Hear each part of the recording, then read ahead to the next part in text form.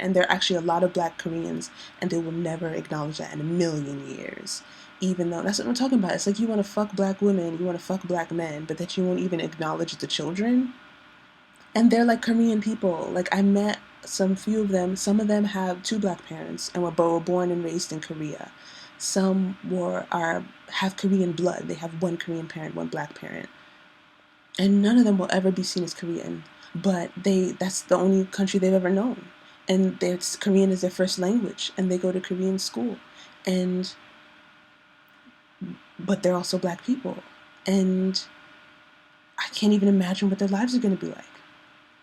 Like, I met Nigerian Korean kids, and their first language is Korean, and they go to Korean school. And when they play with each other, they play in Korean. They only speak English to their parents. Their parents are Nigerian. But for some reason, they didn't teach them their language. They only taught them English. So they speak English and Korean.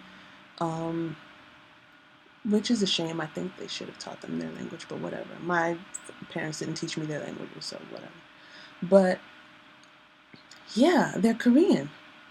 They've never been to America. They've never been to Nigeria. They spent their entire lives in Korea, and their first language is Korean.